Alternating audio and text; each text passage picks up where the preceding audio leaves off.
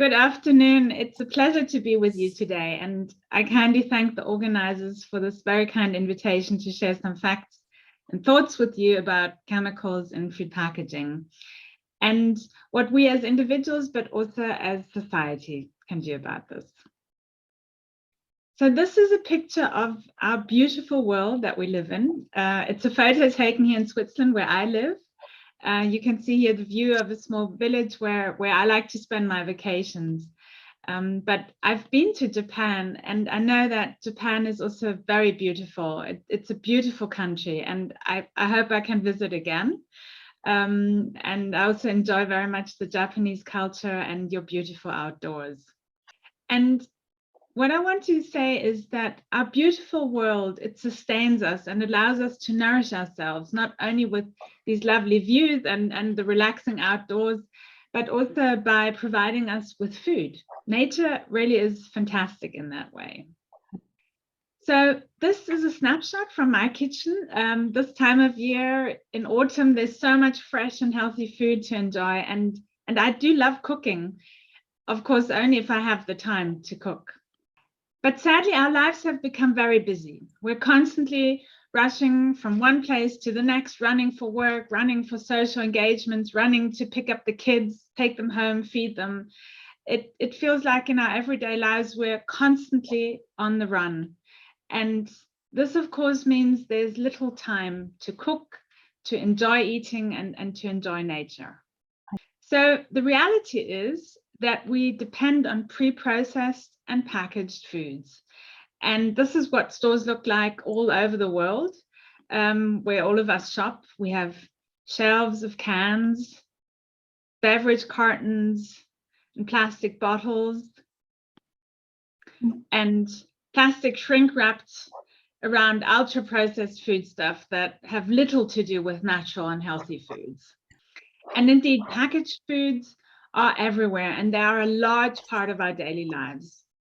Most of the food stuff we consume these days actually is packaged, and most of the packaging for foodstuffs, this includes food and beverages, is either made of plastic or it has a plastic or plastic-like layer, like a coating or varnish in direct contact with the foodstuff.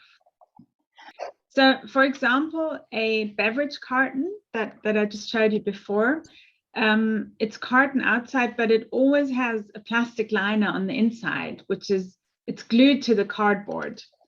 That makes it watertight. Or a metal can has a plastic like inner coating.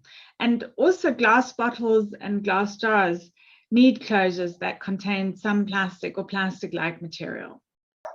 So we can say that most foodstuff in our modern daily diet comes into contact with plastic or plastic-like materials. But what does this mean for us? Is this widespread use of plastic and other man-made synthetic materials in direct contact with food safe for our health? So we need to ask ourselves, how is safety defined for food packaging? In the European Union, the legal definition of food contact material safety is that materials and articles shall be manufactured so that under normal or foreseeable conditions of use, they do not transfer their constituents to food in quantities which could endanger human health. So this is important. This legal definition recognizes that chemicals in what we call food contact materials, like food packaging, but also food processing equipment, food storage containers, kitchenware, tableware, and so on, that the chemicals in these products do indeed transfer from the material into the foodstuff. And this chemical transfer is known as migration. So let's take a closer look. Plastic, just like all other materials, contain different types of molecules that together make up the material. And those molecules can either be very large or they can be small. And the small molecules in plastic or in paper, they can move around. And so they can move out of the packaging material into the foodstuff, as you can see here. So this process of chemical migration, it depends on a few factors. For example, migration is faster and higher levels of chemicals migrate when the foodstuff in contact with the packaging material is hot. Migration also increases over time. So when you store foods for a long time, levels of chemicals transferring from the packaging will be higher. Then when you have fatty foods or foods that are acidic or both, you can have higher migration even at room temperature. And finally, in small portion sizes, you have proportionally higher migration because you have more packaging surface area that is in contact with the food in small portion sizes compared to large portion sizes. So if you want to know more about this, please visit our website. We also have a fact sheet translated to Japanese for you. So now you know about the chemical migration, but what actually are the types of chemicals that are present in food contact materials?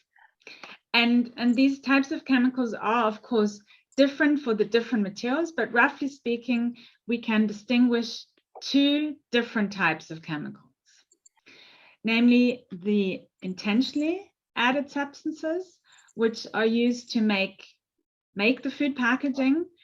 And then we also have the so-called non-intentionally added substances, or NIAS, which they don't have a technical function, but these chemicals are still present in the finished food contact materials, and they can also migrate. The intentionally added substances are substances like the building blocks of plastic, like the monomers, the catalysts and production aids, and the additives and pigments. But when plastics are made, this is a very aggressive chemical reaction, and many non-intentionally added substances are formed. These are the reaction byproducts of this reaction. And also when plastics are made, the monomers and the additives used to make it may come with impurities, and these are also chemicals which will also react, and they will also be present in the finished material. And then we can have degradation products from intended chemical reactions of the additives. And we can have oligomers, which are formed from the monomers, and then there can also be other contaminants present too. For example, chemicals that are absorbed by the plastics during their use. And we call all of the chemicals in food contact materials food contact chemicals, or FCCs. So this is regardless of whether they are intentionally added or non-intentionally added substances. So our own work here at the Food Packaging Forum has shown that over 12,200 chemicals are known to be used to make food packaging and other types of food contact materials and articles.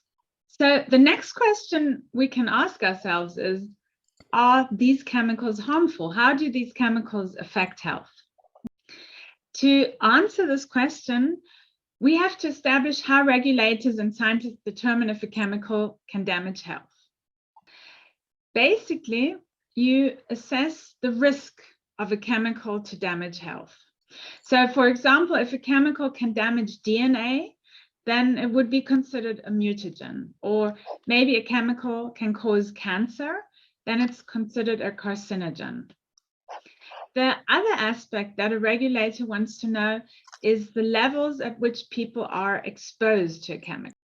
And then the risk of a chemical to damage health is high if either the hazard is high or if the exposure level is high, or both. And for the hazard, our society has agreed on carcinogens and mutagens as being very high health hazards.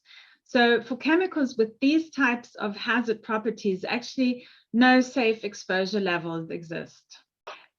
It's similar for chemicals that can damage the endocrine system. Here, scientists assume that no safe levels exist either, but there's not yet a global consensus on this. But what's also important to remember here is that to assess the health risk of a chemical, you have to know the chemical's hazard properties, and you have to know at what levels people are exposed to that chemical. So back to our food contact chemicals, what do we then know about their hazards? And here I want to highlight a scientific study that we published last year, where we tried to examine the toxicity of intentionally added food contact chemicals. And from this study, I want to share two interesting results. Firstly, I think it's interesting that not all of the roughly 12,200 chemicals we found to be intentionally added to make food contact materials have actually been studied for their hazard properties. Indeed, only for about 70% of the chemicals we found toxicity data, while 29% of the chemicals have no publicly available data. So here we don't know anything about the toxicity of these data. So we don't know anything about the toxicity of these chemicals, and that's very concerning. And it means we cannot draw any conclusions about the health risks of these chemicals. And what I also have to mention is that for these chemicals where we do have data, the data quality is not always great. Indeed, only for 24% of the intentionally added chemicals, we have hazard data from authoritative sources, so that's from governmental sources. And unfortunately, most chemicals have not been studied for their endocrine disrupting properties. For the chemicals where we do have hazard data, we made a ranking based on the types of hazard, and we prioritized 608 substances. And here you can see the types of hazard properties that these chemicals have. Some are mutagens, some are carcinogenic and toxic to reproduction, and some are endocrine disruptors. And we also included environmental toxicants. So to conclude here, there are at least 608 chemicals that are intentionally added to make food contact materials, which are of serious concern for health, human health and environmental health. And in my opinion, these chemicals should not be used to make food packaging. But also keep in mind that for a lot of the other chemicals, we did not have any hazard data at all, or very bad quality hazard data. So based on our estimate here, we assume that additional 1,400 chemicals are likely of concern and should be assessed properly. So this is for the intentionally added substances. But you remember there is another type of chemical in food contact materials, the non-intentionally added substances, the NIAS. So what about the NIAS? How do they affect health? And here we have to say that the NIAS are indeed a blind spot. Dr. Gregor McCombie, who is an analytical chemist working for the Food Safety Enforcement Authorities here in Switzerland, he estimates that compared to the over 12,000 listed substances used to make food contact materials, there are up to 100,000 potentially migrating substances. So there are some 90,000 or so additional NIAS that can be present in food packaging, and that can also migrate into food. And it's very important to understand that the actual number of NIAS is unknown, because most of the chemicals that are NIAS are unknown. So to summarize, there are many more unknown chemicals in food packaging. So indeed, we have a large number of chemicals that are used to make food packaging, about 12,200. This is our tip of the iceberg. And then we have an unknown number of non-intentionally added substances, or NIAS. So what we then do is we did some deep sea diving to try and uncover some of these NIAS. And this is what we found. So these are the intentionally added substances, about 12,200.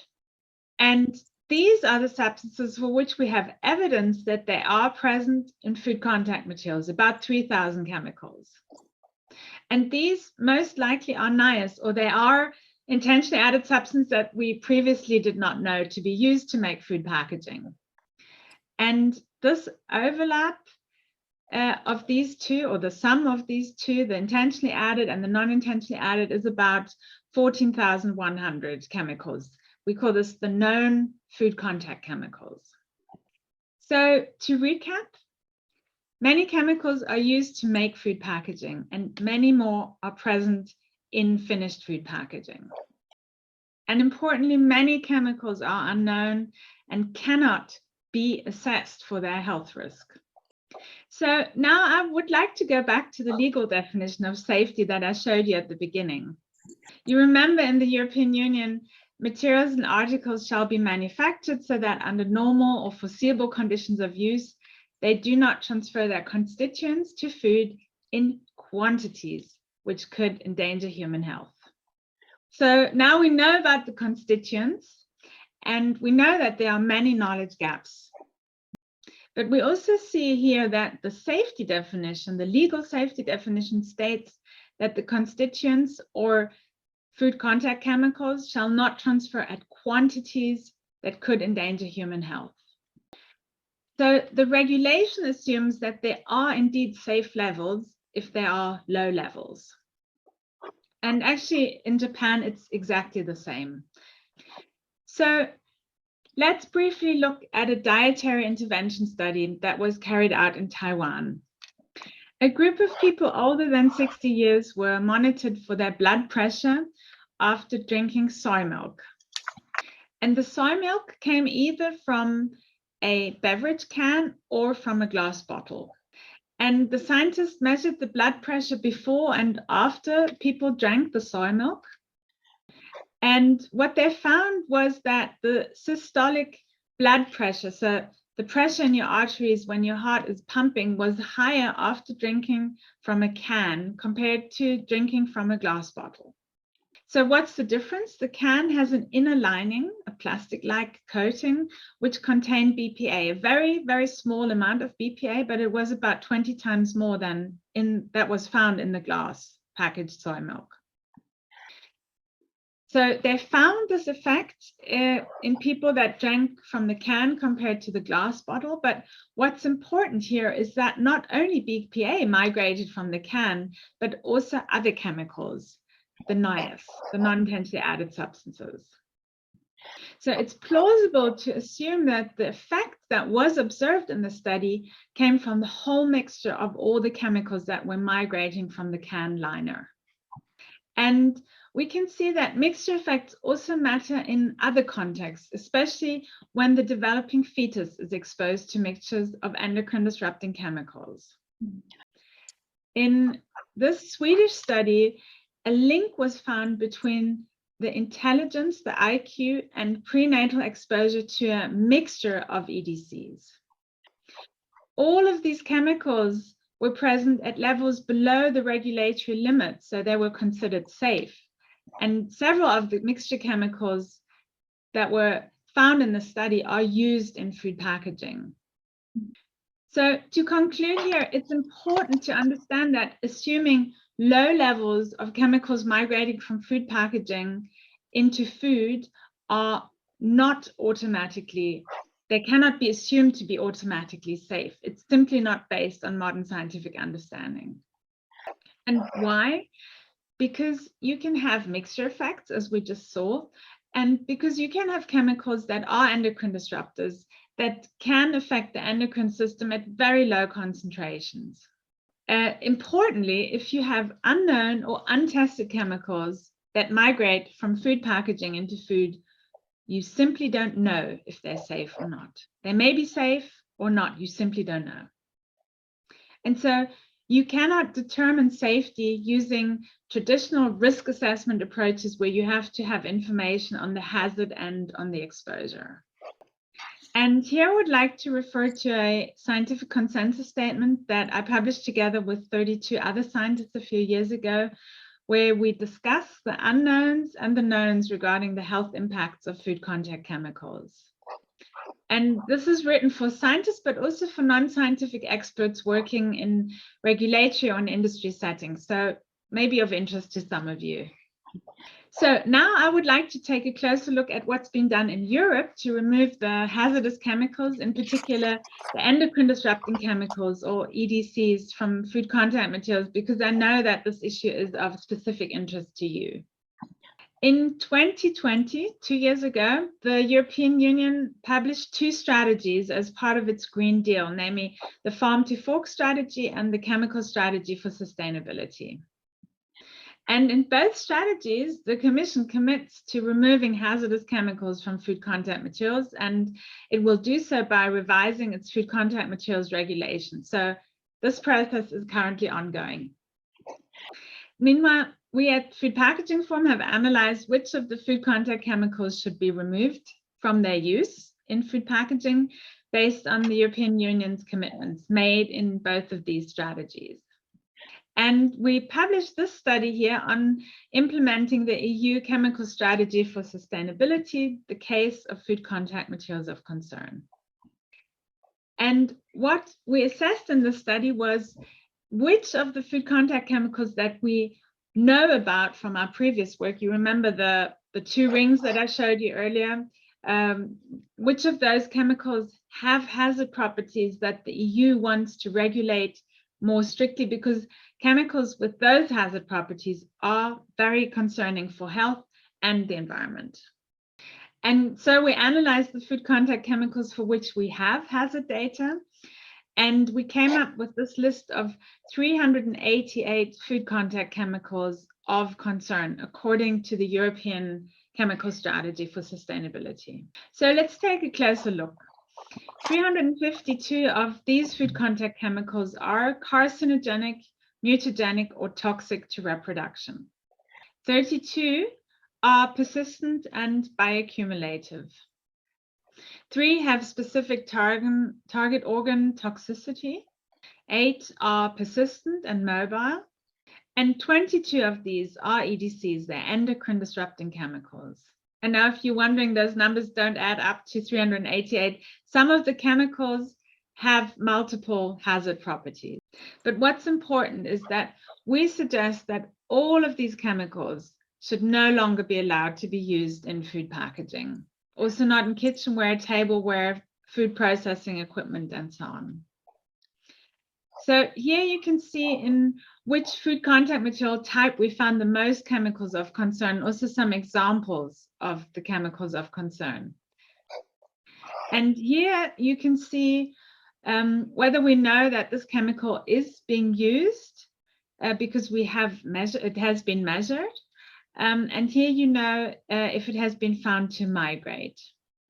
So both of these are concerning, but of course, especially the migration is concerning because this implies that people are being exposed to this chemical via their food. And remember, for all of these chemicals, the risk is assumed to be high regardless of the level, just because their hazard properties are of such large concern. And finally, here is the list of the EDCs that we identified in the study, these 22 food contact chemicals with the EDC hazard property.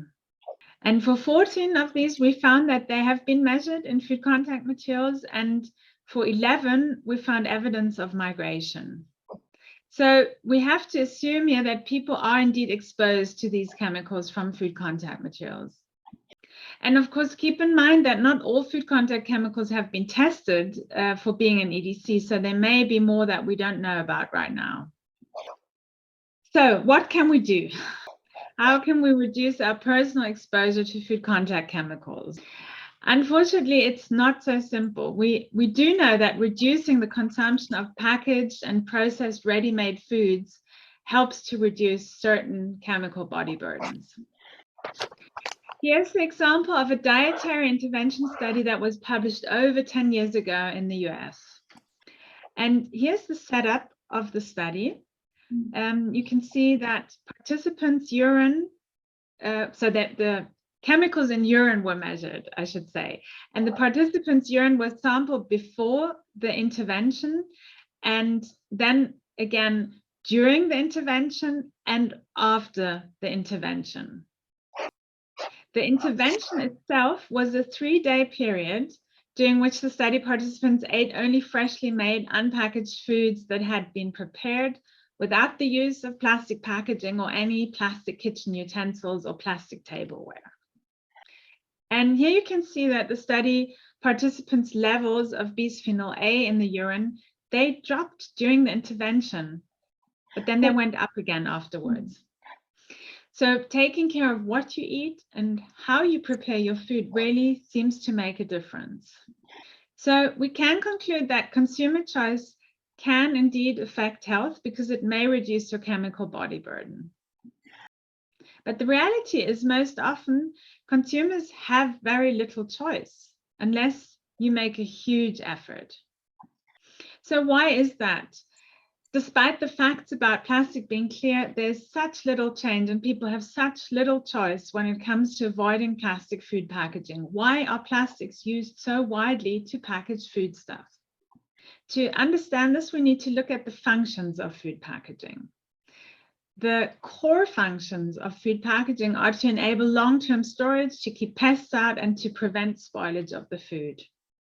These were the original functions when modern food packaging was first developed in the mid-19th century. As food production intensified and societies became increasingly industrialized, the functions of food packaging became more diverse.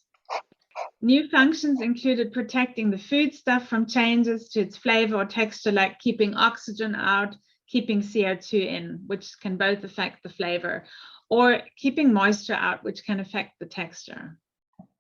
Also, first brands were born and they started using packaging to advertise their products and to make them stand out. Just think of the Coca-Cola bottle. But today, modern food packaging has many more and very different functions, in addition to the traditional functions that we already talked about.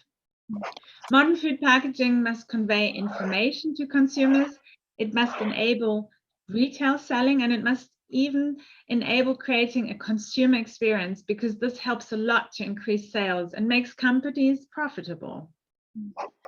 And then modern food packaging must enable convenience, and it's essential for processed foods. But also on the production side, modern food packaging must enable high throughput food production in globalized, at-scale business models. And finally, food packaging must work in the complex global supply chains of today's processed food producers. So we can say that food packaging has come a long way from just preventing food waste and enabling storing foods. Modern food packaging is an enabler of convenience and of globalized business models. Food packaging material choice is, for business, far more than just a materials challenge.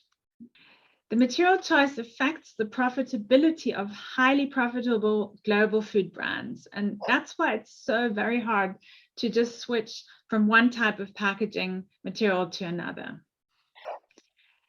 And we've all seen these images here, the plastic pollution that is caused in no small part by single-use plastic food packaging. But now we've seen and understood that food brands cannot just simply replace plastic packaging with other materials. So they are pledging to recycle food packaging. And what does that mean for human health? So how does the increased recycling of food packaging affect health? I'm really concerned about this, actually. So we know that food packaging can contain many unknown chemicals and that they do contain some known hazardous chemicals. But when plastics are recycled, levels of hazardous chemicals increase. They can increase, and additional hazardous chemicals can be found. We published a study earlier this year looking at PET beverage bottles, and we looked at all the evidence for the levels of hazardous chemicals in new, virgin, and in recycled PET. 150 different chemicals have been detected in PET, and many of these actually were not known previously to be present, and several EDCs were also found.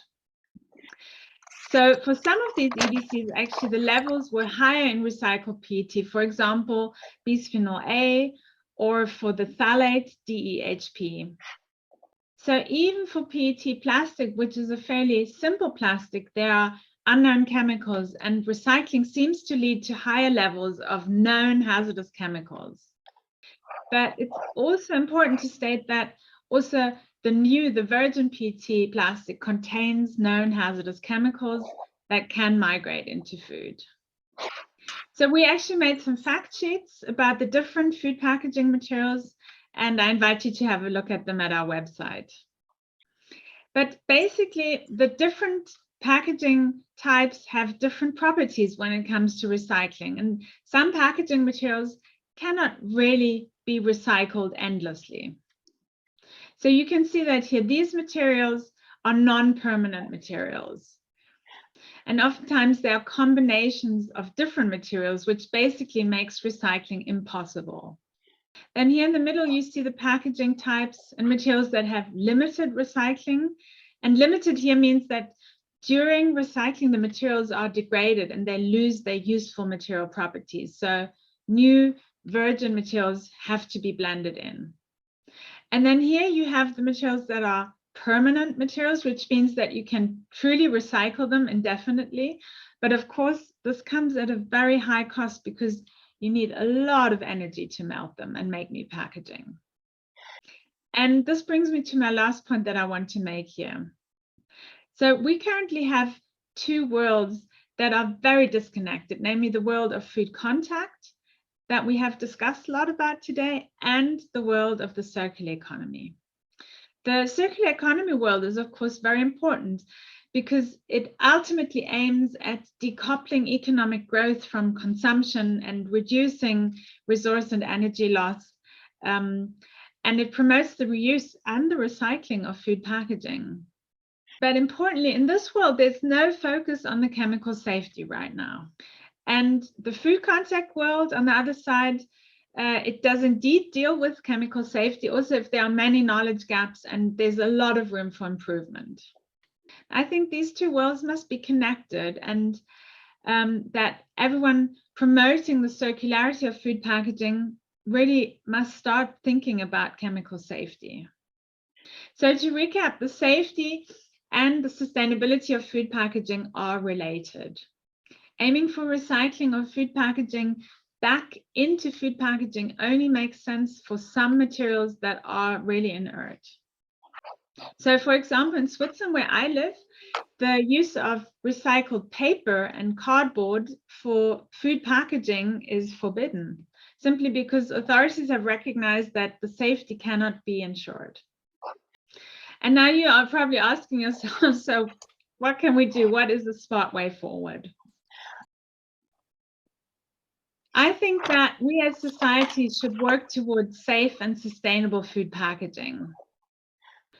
And this should mean packaging that contains no hazardous chemicals, and also packaging that contains no untested chemicals. And also importantly, packaging that is fully sustainable. So one approach clearly is to reduce the use of single-use food packaging and to introduce reusable food packaging that is made with inert materials. In Europe, quite a few governments have recently introduced regulations to promote reusable food packaging. So we're seeing a lot of developments here in this space. And a recent market survey in Europe and in America found that 74% of participants were interested in buying products in refillable packaging. I'm not sure what the attitudes of people are in Japan. Maybe there is an interest for such a development. Of course, it does mean less convenience for consumers.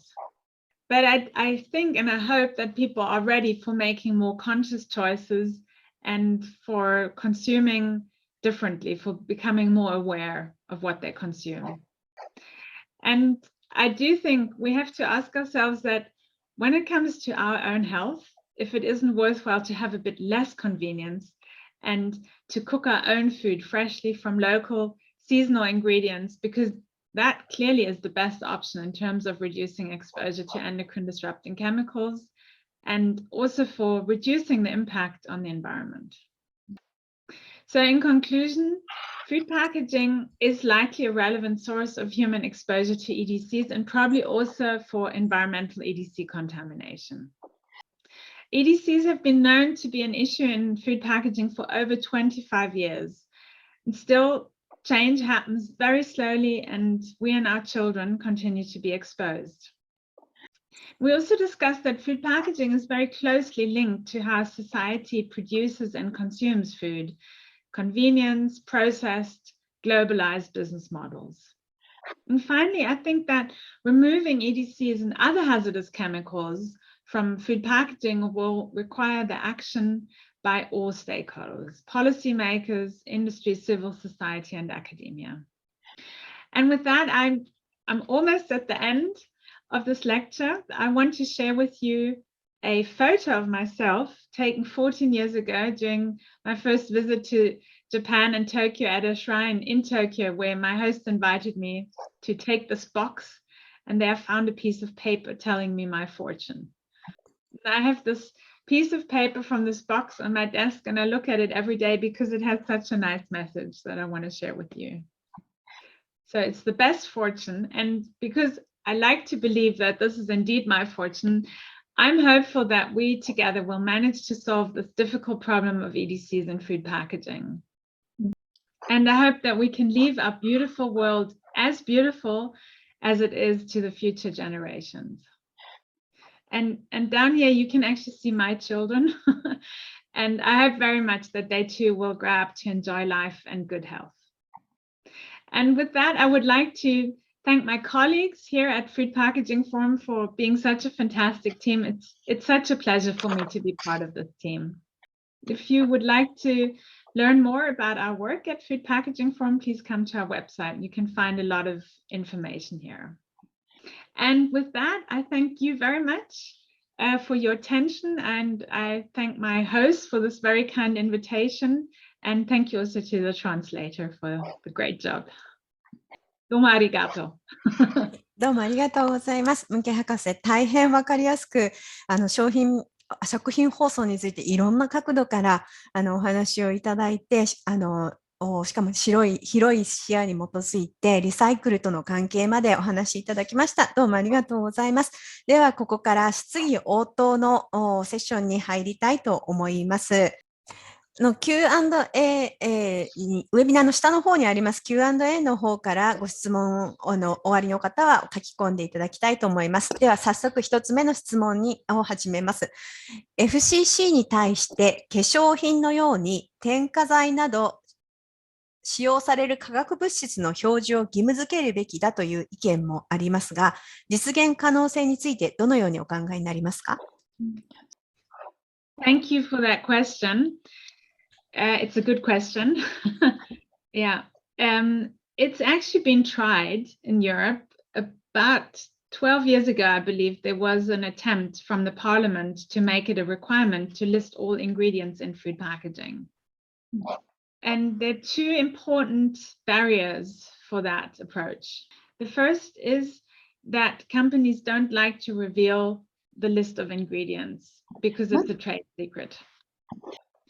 And the other reason is that companies don't know all the chemicals that are in the packaging. So you remember the NIAS.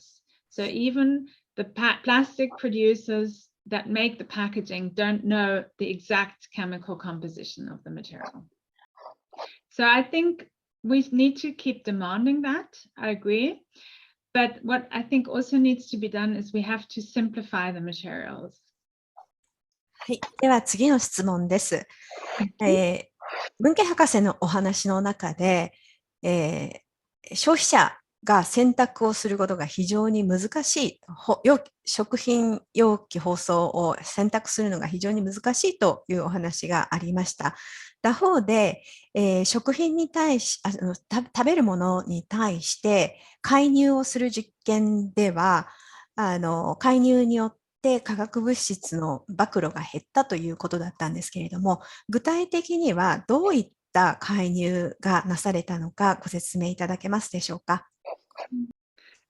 Good question. Yeah, so the intervention was that people did not eat any processed or plastic packaged foods, and they had a chef that made freshly prepared meals for them from the raw ingredients.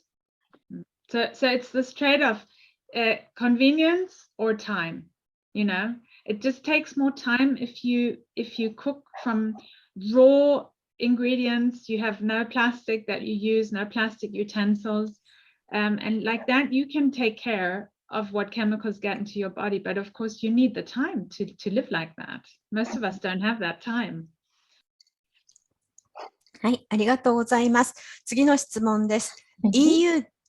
EU ではペットボトルをボトルのままリユースしていると聞いております。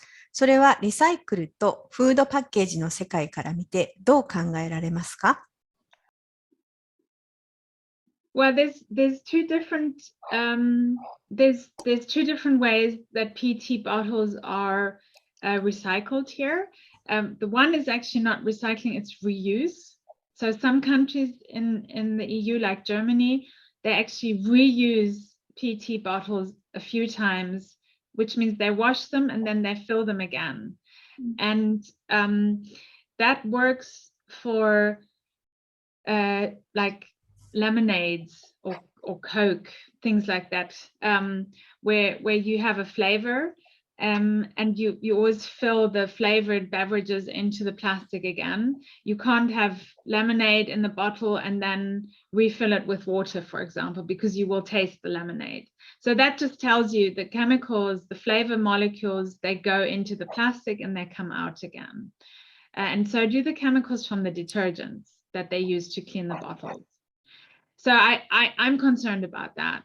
And then the other way is really recycling, which is mechanical recycling, mostly that is done for PET. I think there's also consensus that chemical recycling for PET plastic does not make sense. And during mechanical recycling, as I showed the study, you get an increase in hazardous chemicals. Maybe also, just to briefly mention, PET plastic is made with antimony in Europe. I know in Japan you don't use that catalyst. はい、ありがとうございます。では次の質問に移ります。ムンケ博士のプレゼンテーションの中で、懸念される物質が388あるというご説明がありました。懸念される物質というのは実際に非常によく使われている一般的な物質が多いのでしょうか。そして、それに関連するものなんですけれども、もしムンケ博士の中でワースト5を挙げるとしたら、どういう物質になりますでしょうか。Thank you for those questions. Yes, so I don't have the whole list of all the chemicals in my head, but I showed you some of the ones that are very commonly used.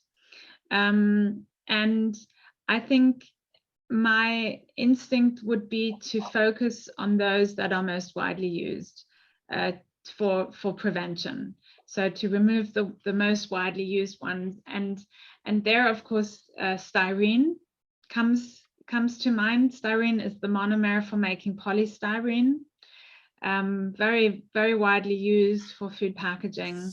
And we know that people are exposed to migration of this chemical from packaging. So that would be one of my top priority for phasing out. And then also melamine formaldehyde resin, which is used very widely for reusable tableware. We even see children's plates and bowls and cups made from melamine formaldehyde, and both of the monomers to make that resin are known hazardous chemicals, and they migrate. ありがとうございます。では、次の質問に行きます。EU ではビスフェノール A、BPA の使用が厳しく規制されていると思っていたのですが、いまだに食品包装から出ているということに驚きました。ヨーロッパでは規制が強化されているのではないんでしょうか？ご質問です。Thank you for that question.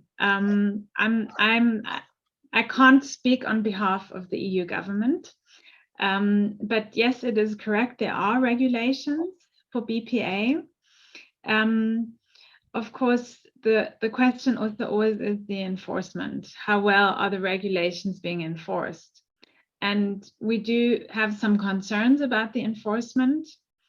At the same time, in Europe, we also have a discussion right now about the threshold for BPA, which the European Food Safety Authority proposed to lower by a factor of 100,000. And it's not definitive yet. We're waiting for that decision to be either confirmed or changed in the next weeks anytime now. That should be published. And yeah, I mean, if they really go with lowering the threshold by a factor of 100,000, it will mean a ban on bisphenol A. ありがとうございます。次に、ペットボトル、飲料の中でペットボトルの水や缶入りのお茶などにも気をつけた方がいいのでしょうかというご質問です。Thank you for that question. So it's not my position to tell you what to do. I think I've given you the facts. I've made the decision for my own health to avoid these products. 次の質問に行きます。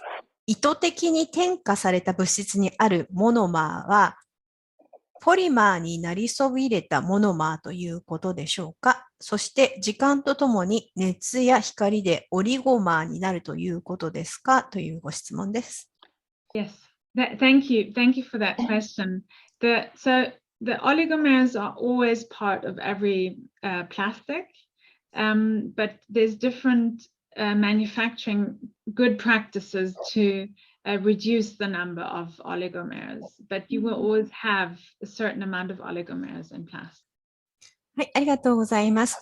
ムンケ博士のご発表の中で、科学者など専門家の方や規制の当局など約30名の方で、コンセンサス、食品包装に関わるコンセンサスが得られたということでしたが、どういった内容のコンセンサスであったのか、その概要を簡単にお話しいただけますか？Yeah, I should clarify that it was only academic scientists. There were no industry or scientists that were co-authors in this publication.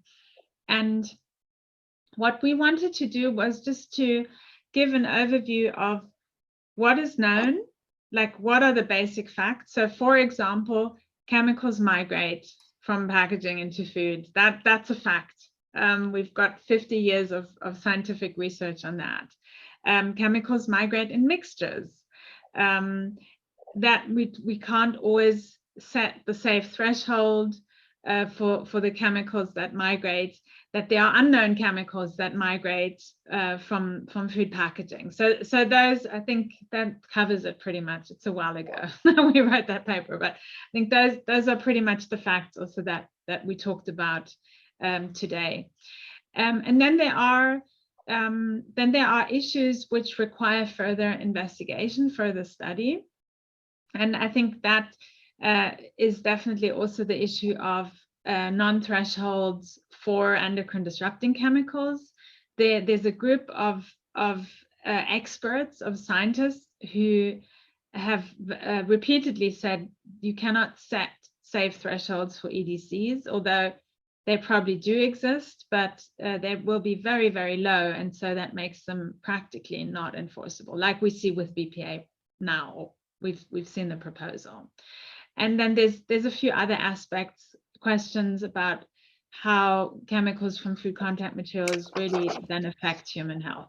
So that was the purpose of the statement, just to lay out, these are the facts, this is absolutely watertight science, and here we still need to do a bit more with. Thank you. And just one thing to add, which I think is important, of course, the chemicals that people are exposed to from food packaging may also have other sources of exposure, like cosmetics, or maybe they're even present in the food as environmental contaminants already. So I think that's also something to keep in mind, that people are exposed to the same chemical from different routes, which makes setting and enforcement of these thresholds very complicated. Plus, of course, there's exposure to other chemicals which can act on the same biological endpoints as well. はい。では、最後の質問になります。2つあります。1つが日本では自動販売機で缶飲料が缶やペットボトルの飲料が温かいものと冷たいものと販売されています。温かいものの方がより有害化学物質の溶出があって危ないのではないかと思いますが、いかがでしょうかということが一つ目。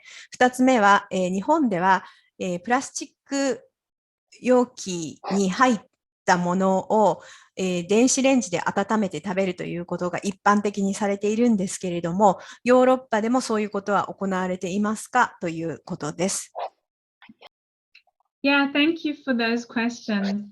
The first question, of course, it's difficult to compare the hot and the cold without knowing exactly if the cans and the liners on the inside are identical.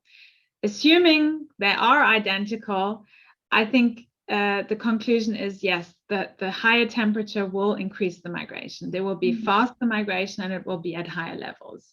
That is a principle which is confirmed over and over again in many studies.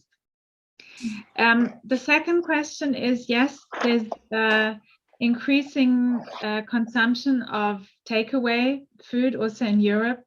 And people also heat their food in the microwave in plastic containers. Sometimes even now also reusable plastic containers are being offered. I'm very concerned about that. I do not recommend that. I recommend that you bring your own inert stainless steel or glass container to the restaurant and then remove the food from if it's stainless steel because you can't microwave that, although there is a Korean brand that makes microwave safe stainless steel containers. Don't microwave in plastic. ムンケ博士、今日は長い時間お付き合いいただきまして大変ありがとうございました。実は時差の関係で今朝5時から現地で起きて準備をしてくださいました。本当にありがとうございました。Thank you for having me. It was a pleasure.